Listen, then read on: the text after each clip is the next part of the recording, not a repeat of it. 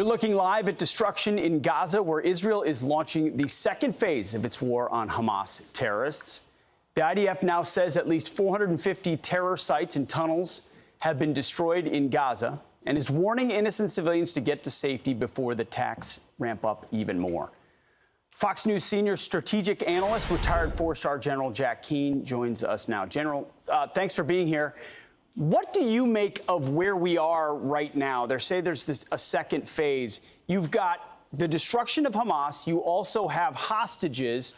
What's the consideration right now for the Israeli government as they try to pursue both objectives? Yeah, certainly, Pete. I mean, this operation characteristically is very different than the offensive operations that Israel's conducted in Gaza. And the reason is because the objective is differently.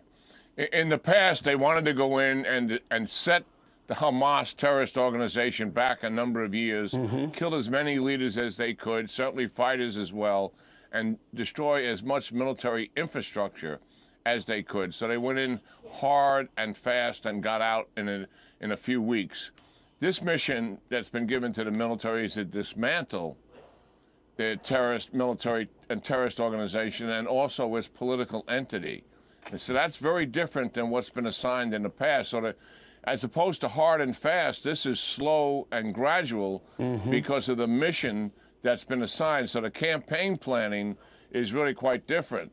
There's been extensive bombing here that we've seen now for 2+ weeks against actionable targets, certainly. And I think they've spent a lot of effort, and as you pointed this out, and your colleagues, in dealing with the tunnel complex and making certain as much of that is destroyed that's possible, you know, without having to go through civilian infrastructure to destroy it, as you pointed out, dealing with the hospital itself.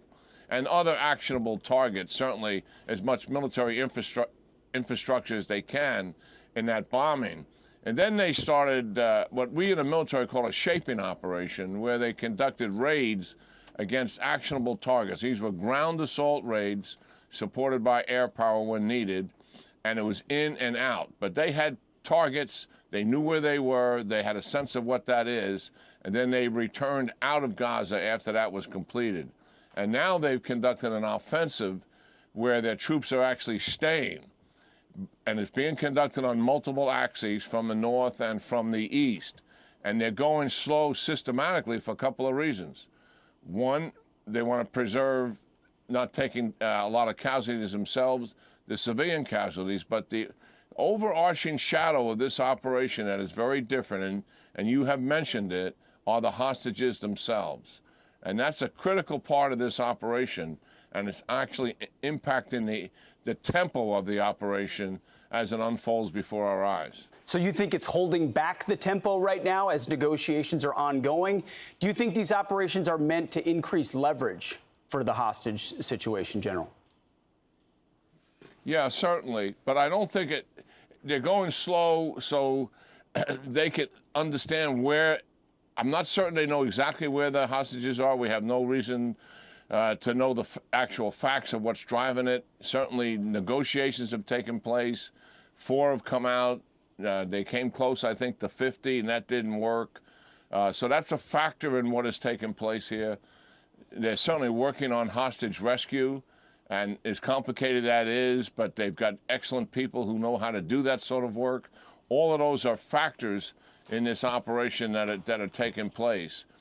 But it's very different from the past. And I think it really, Pete, it's got Iran's fingerprints over it. Iran has been in the hostage-taking business since the 1980s. It's been a mantra of what they do. Hamas never has been.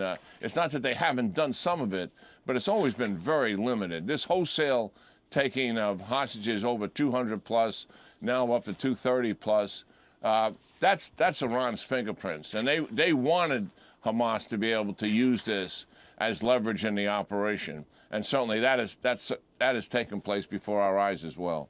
That's no doubt. It's completely unprecedented. We're almost out of time, General. Real quick, you've seen that hospital. Eventually, if you want to take the headquarters and you want to destroy Hamas, it's going to have to be Israeli boots dismantling the tunnels underneath that civilian hospital, right?